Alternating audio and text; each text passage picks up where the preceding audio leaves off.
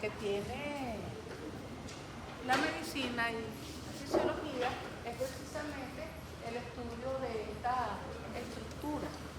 Esta es una estructura física que es libre y normal la conexión entre una neurona y otra neurona. Una neurona o el músculo, una neurona, la gama. La mayoría de las sinapsis son entre neuronas. Hace unos añitos hablábamos nada más de sinapsis entre neuronas.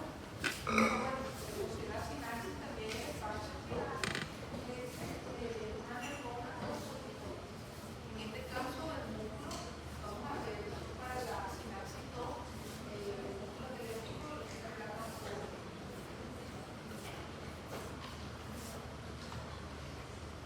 Estos son los libros recomendados y principalmente que me parece maravilloso.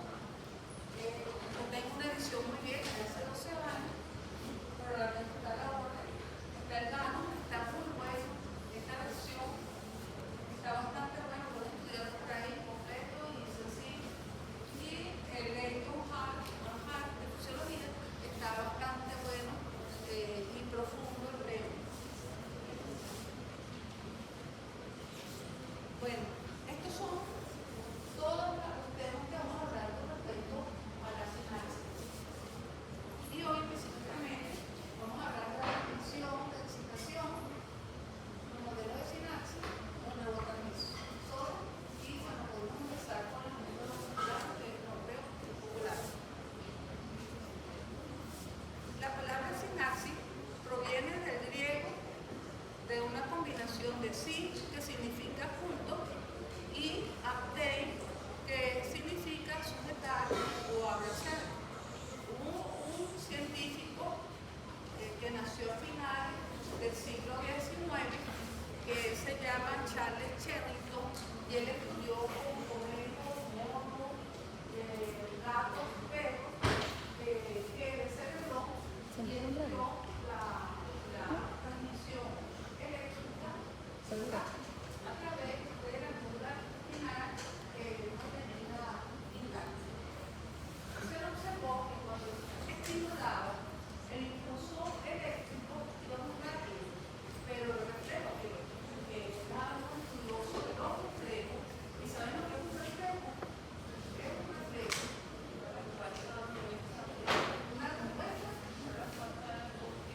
a un estímulo que es estereotipado, o sea, siempre obedece el mismo patrón. Después va a hablar bastante de reflejos en la práctica. Bueno, y entonces ese señor estaba estudiando todo eso y resulta que descubrió que la transmisión eléctrica era mucho más rápida que cuando veía el reflejo. Entonces se preguntó, bueno, es que tiene que haber un retardo en la transmisión nerviosa y alguna parte se detiene. Y esos espacios donde había ese retraso, él lo llamó sinapsis. ¿Sí? Después entonces hizo varios experimentos de los cuales está la extensión cruzada, donde él estimulaba un nervio y observaba en ese músculo que flexionaba y el otro que metía, y entonces bajo un mismo estímulo, dependiendo de esa sinapsis, el estímulo puede ser excitatorio, puede ser químico. Bueno, y así fue desarrollándose toda la investigación hasta el día de hoy, que es lo que conocemos como sinapsis, y es muy importante conocerlo porque en su ejercicio médico van a tener que trabajar muchísimo con ella, y sobre todo con los padres.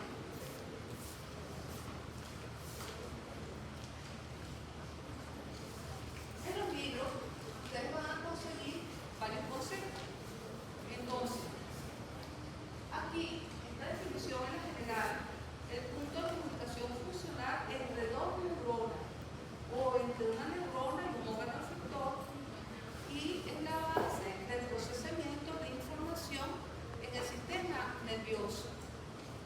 Bueno, en el GAN van a conseguir aquí que son uniones en las que el axón o alguna otra porción de la célula, la porción que vemos donde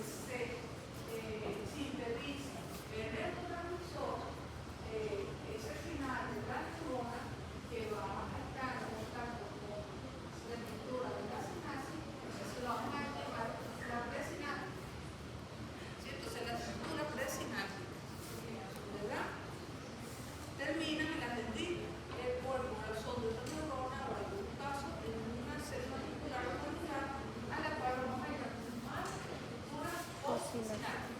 Entonces tenemos que una sinapsis está conformada por una membrana presináptica, el ácido sináptico, la estructura sináptica y una estructura postsináptica. ¿Estamos claros ahorita? Sí. Ok. Luego, son áreas de contacto intercelular especializadas para transmitir señales mediante agentes químicos. Entonces ya ahí introducimos algo y un concepto nuevo dentro de todo lo que están viendo. Hasta ahora han visto líquidos del organismo y segundo, ciclosidad, también la generación del potencial de reacción. Entonces a través de los potenciales electrotónicos, potenciales excitatorios, potenciales inhibitorios, pero el potencial de acción son sistemas eléctricos de comunicación. Entonces ahora en la sinapsis vamos a introducir entonces los neurotransmisores. Y entonces estamos hablando de sustancias químicas. Y entonces este concepto de desenterio es muy interesante porque aquí le introduce los agentes químicos.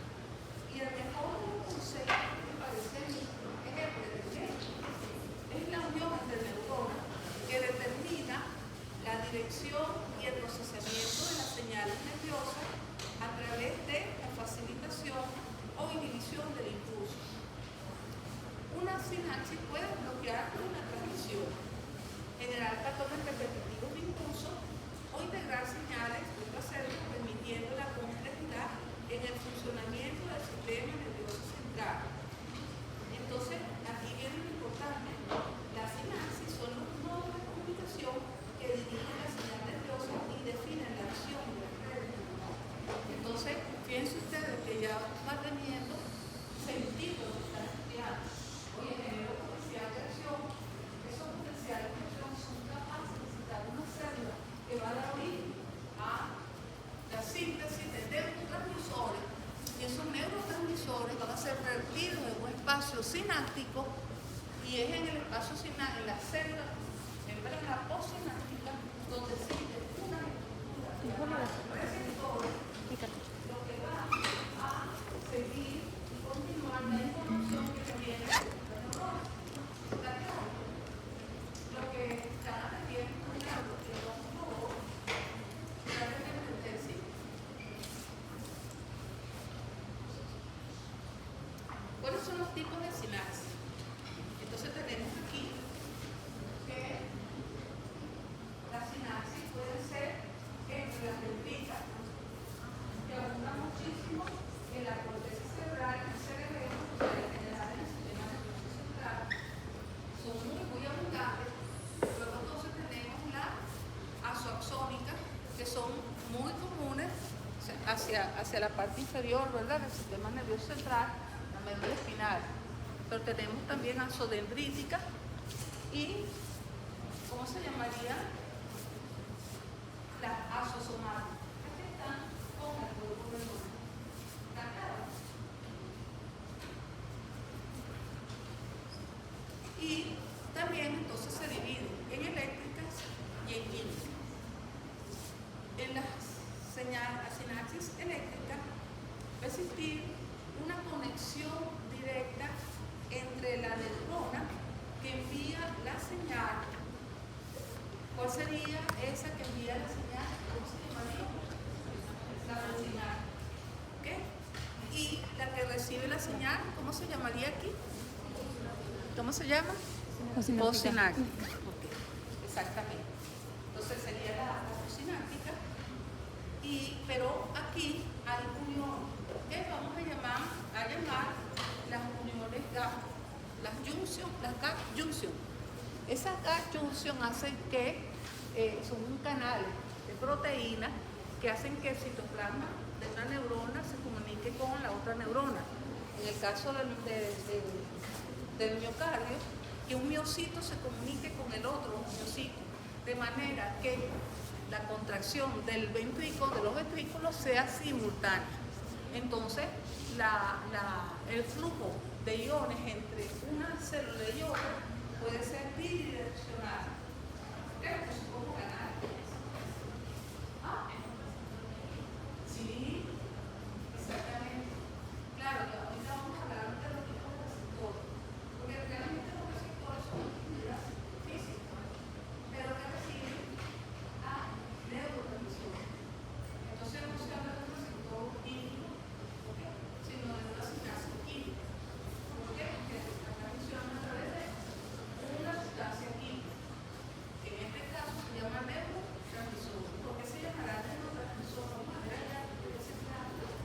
¿Por qué se puede llamar neurotransmisor un neurotransmisor?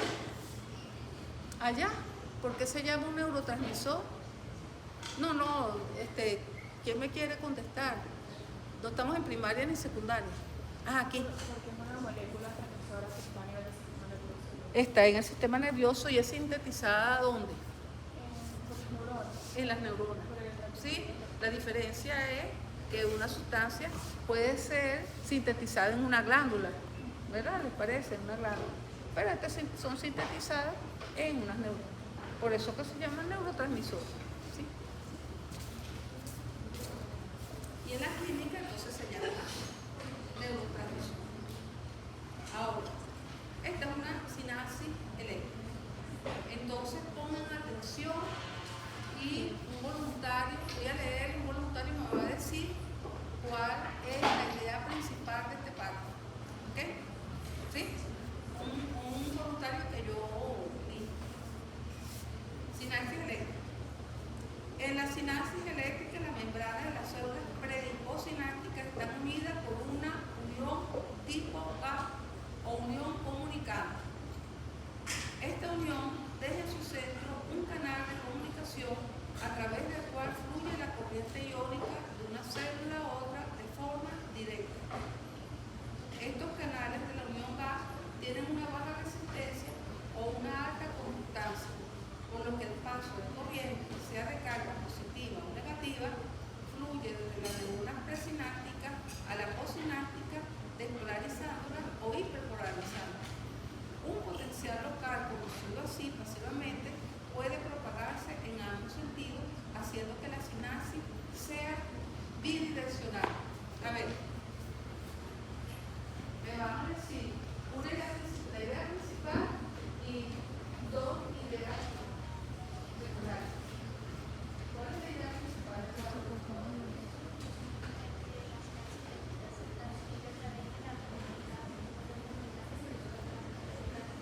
Ok.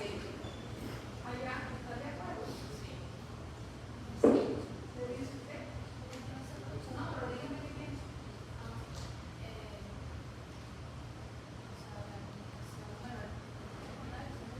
¿Cuál es la primera?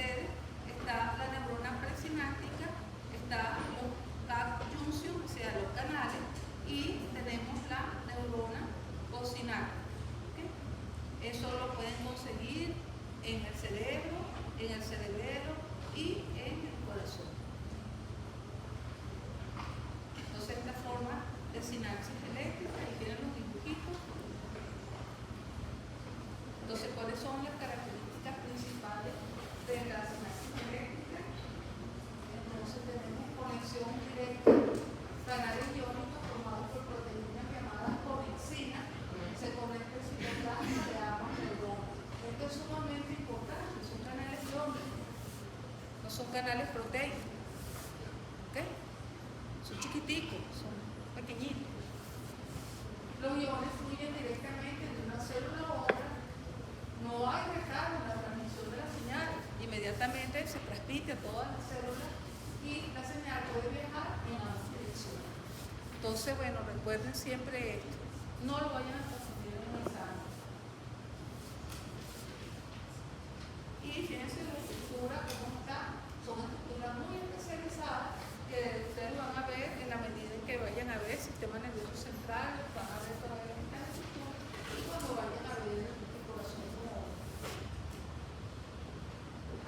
Vemos ahora la sinapsis química. En la sinapsis química hay varios componentes.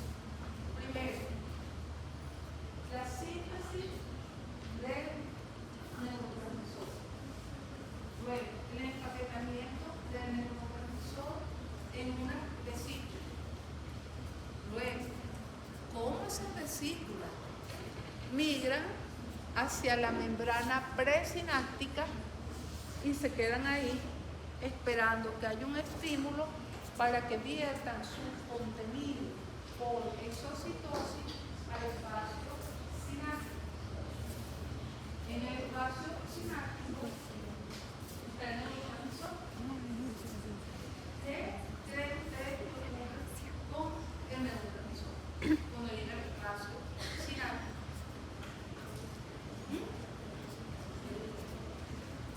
¿Qué creen ustedes?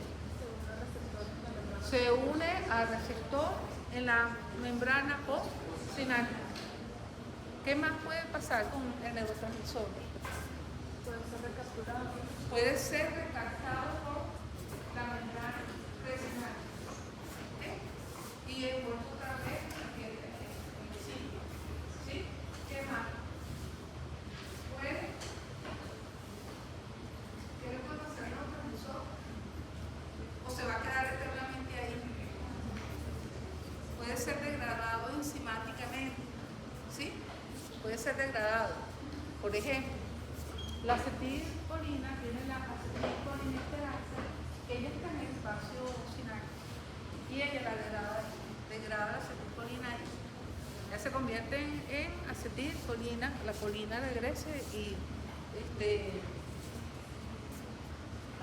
regresar a la membrana, formar los fosfolípidos de la membrana o formar nueva acetilcolina. ¿Estamos claros? ¿Y qué más puede hacer? No. Ajá, ¿qué uno escuchó? Ajá, bueno, ¿qué puede hacer un neurotransmisor una vez que está en el espacio sináptico? Número 1, actúa sobre los receptores postsinápticos. O actúa sobre el receptor, por ejemplo, en la placa motora, la acetilcolina actúa sobre el músculo esquelético o sobre una glándula y se produce el efecto. Número 2, puede ser recapturado, eso lo dijo, recaptado.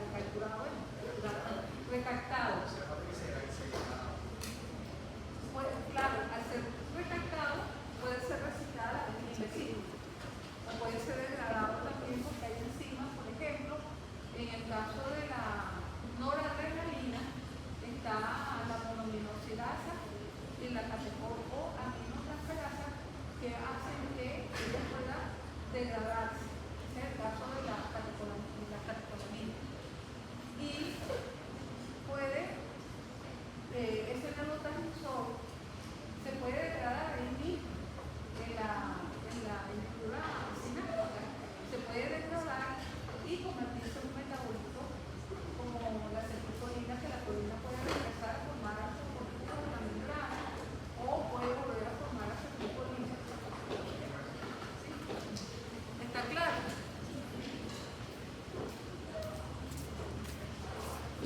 Pero fíjense ustedes, en el caso de la sinapsis química, a diferencia de la eléctrica con la unión GAP, aquí es unidireccional, es decir, viene el impulso eléctrico, viene el neurotransmisor, sale de la unidad sináptica, el neurotransmisor se une a los receptores de la membrana postsináptica, ahí entonces sigue los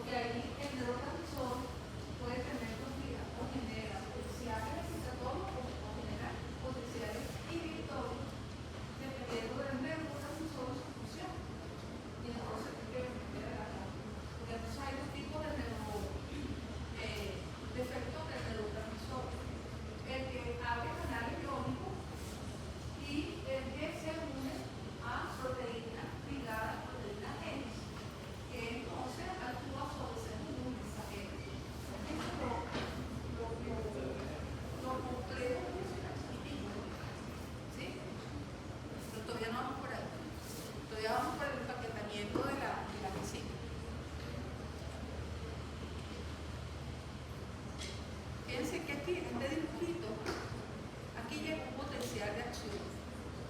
Ese potencial de acción, ¿se acuerda dónde llega el potencial de acción? O sea, ¿dónde llegan los potenciales que son capaces de llegar al umbral y generar el potencial de acción con la clase que tuvimos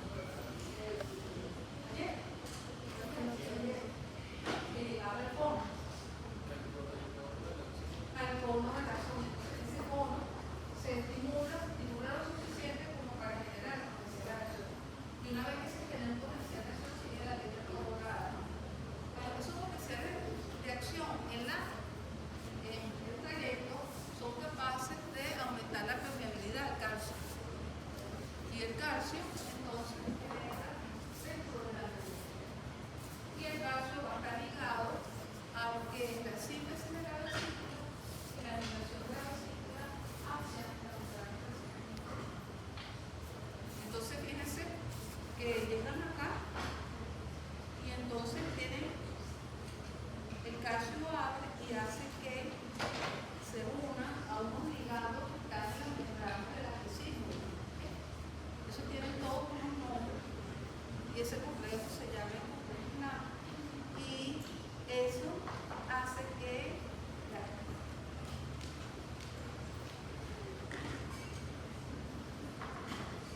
voy a parar aquí.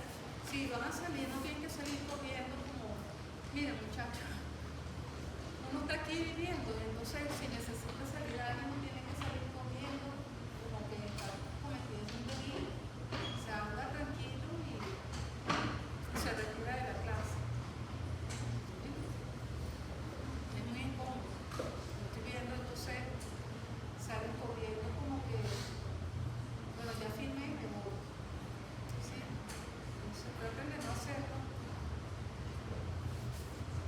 Ajá, entonces fíjense, se forma aquí un montón de vesículas que van a migrar hacia esta parte que sería la neurona presináptica.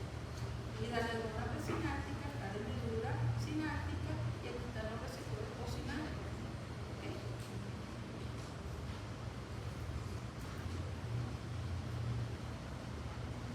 Ajá. Entonces fíjense ustedes.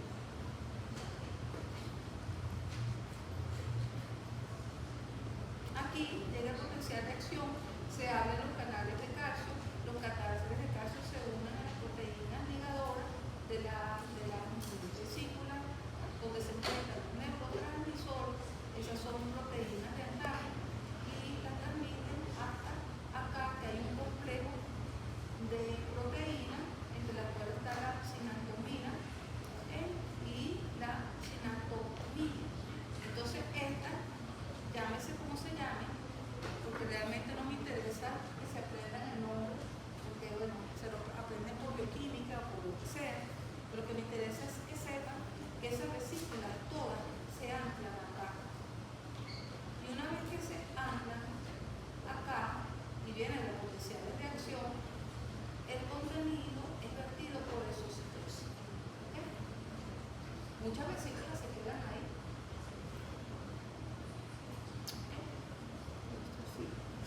Y aquí está este dibujito donde se ve bien. Aquí está el receptor postsináptico, aquí está el receptor presináptico. El neurotransmisor, que es la última cosa que quería decirles, es que se autolimita.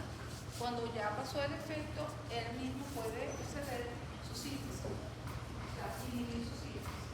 O sea, ya no se necesita más insulina, no se necesita más adrenalina, estamos todos tranquilos, estamos todos relajados en la clase, entonces los niveles de acetilcolina, de noradrenalina, de adrenalina, bueno, unos niveles basales normales.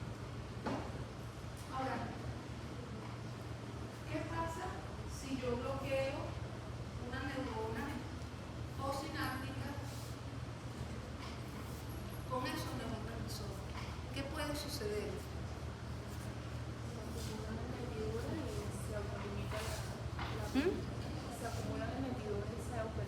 Exacto, o se degradan también porque hay enzimas que están, como dije, en los espacios sinápticos, ¿sí?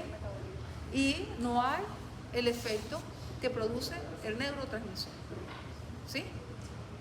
Por ejemplo, si yo bloqueo, por ejemplo, los receptores de noradrenalina en el corazón, ¿verdad? ¿Qué puede suceder? Los bloqueo. Porque están bloqueando, están bloqueando. Yo los bloqueo, no está funcionando. ¿Qué pasa?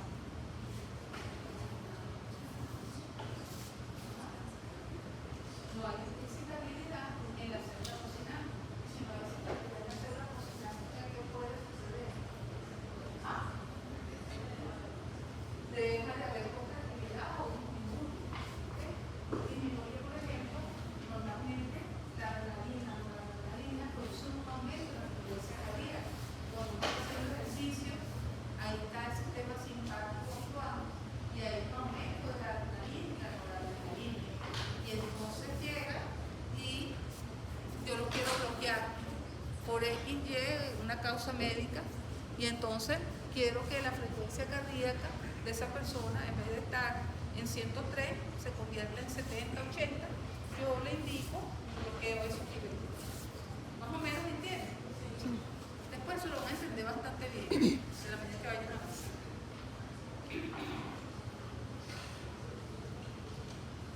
Entonces, el neurotransmisor se almacena en vesículas, en los terminales de las neuronas presinápticas.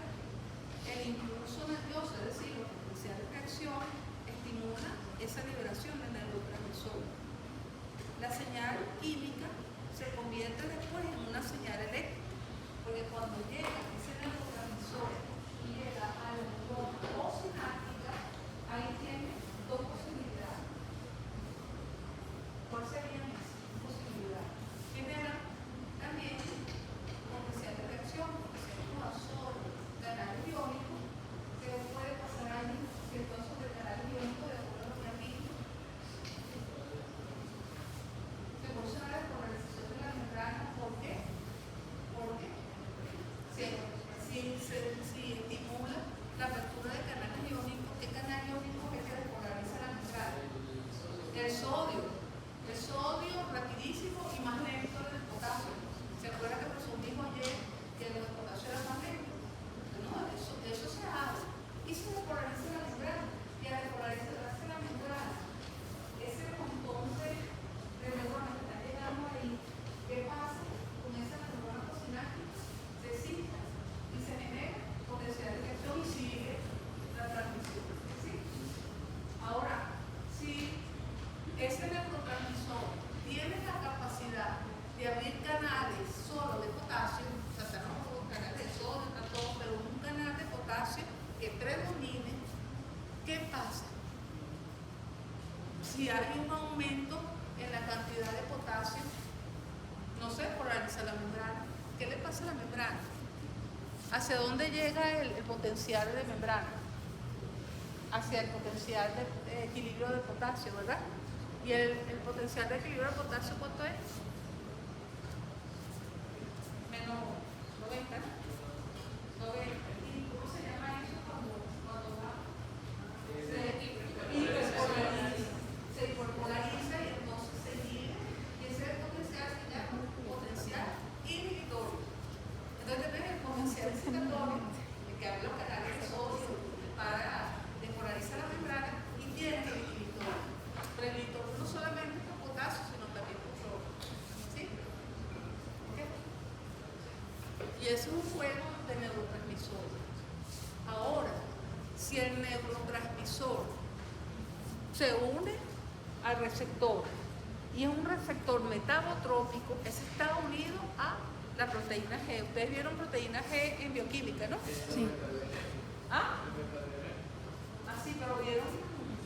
Sí, los metadrenéricos, la cetocolina, todo tiene. Sí, exacto. Entonces, al unirse a proteína G, entonces depende de la proteína G. Si es excitatorio, inhibitorio, se ve a un canal, si va a estimular la síntesis de proteínas de canal específico. ¿Sí?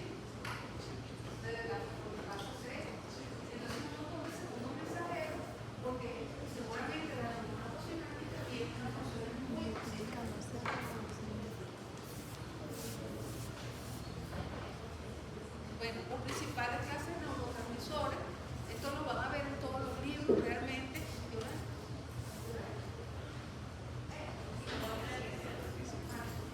Entonces tenemos aminoácidos como glutamato y GABA en el sistema nervioso central, la monamina, dopamina, noradrenalina y adrenalina que van a ver en el sistema nervioso autónomo, la acetilcolina que vamos a empezar a hablar de ella mañana, las indolaminas como serotonina e histamina que van a ver sobre todo en neurología, los péptidos.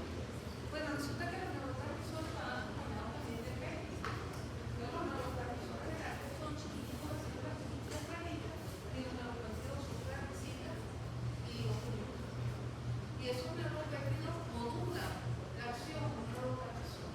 ¿Y qué significa la modulación de un neurotransmisor? Cuando yo voy a modular la acción de un neurotransmisor, a ver, ¿qué piensan ustedes que puede ser eso? Cuando yo digo, ese neurotransmisor es modulado por X. ¿Qué digo? Yo a ustedes lo estoy modulando para que hagan fisiología. Lo estoy manipulando. Puedes cambiar su conformación, puedes cambiar su acción, puedes disminuir su acción, puedes bloquear su acción. ¿Sí? Eso es un modulador. Entonces, no solamente salen neurotransmisores, sino también moduladores.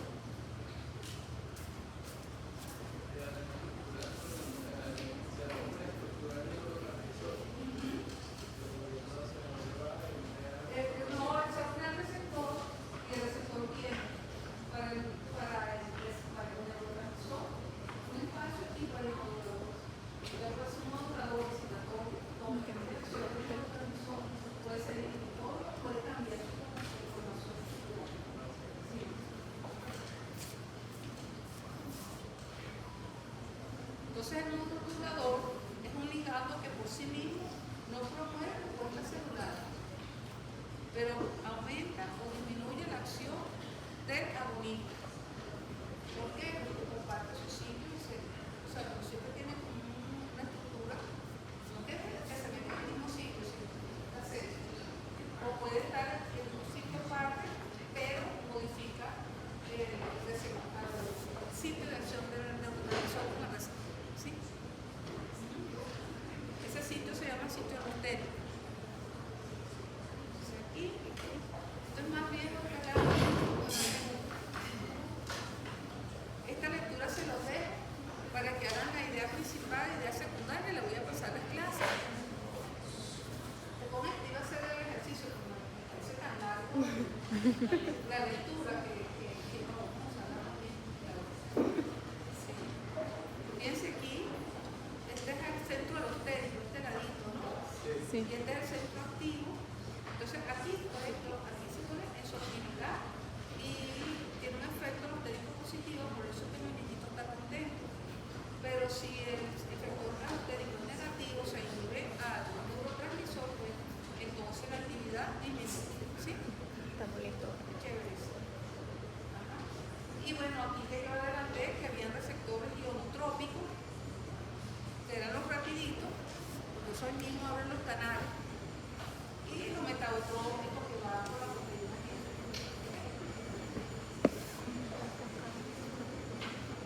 Y aquí quería darles un concepto que se lo estaba pasando más bonito en este cuadrito. Se lo prometo para la clase del viernes de la hora, ¿no? Para analizar. Aquí está el concepto de lo que es el receptor.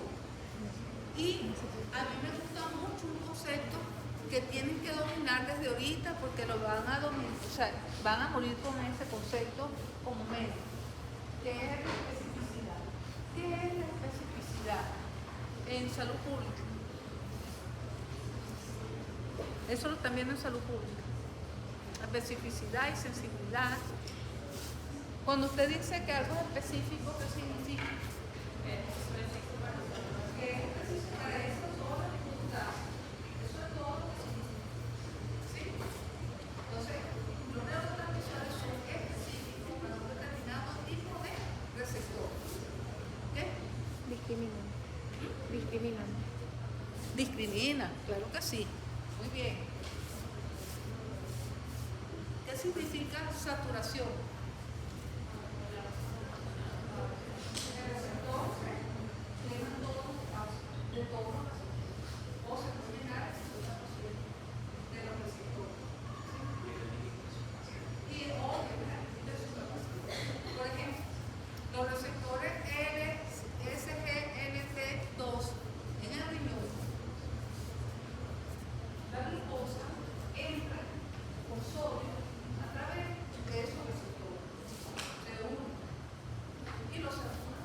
Cuando uno es diabético, si no pasa un límite, que también lo van a ver, cuando uno llega a ese límite y se satura, uno empieza a tener glucosa en la orina, porque no se saturaron los receptores.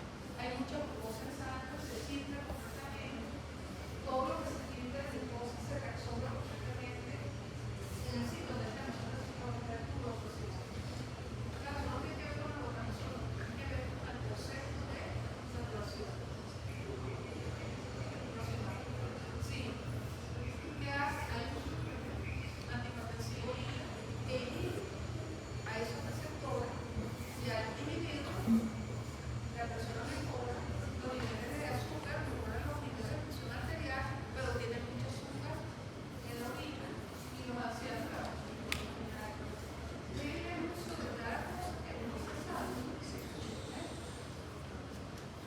Yo les recomiendo que estos conceptos se los aprendan muy bien, porque estos son conceptos que van a necesitar fisiopatos y exámenes. ¿Sí? Todos estos conceptos que les voy a hablar con ustedes, terminó esta la actividad para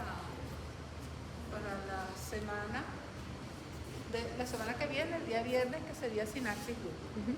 En sinapsis 2 vamos a ver potenciales excitatorios, potenciales inhibitorios, lo que es la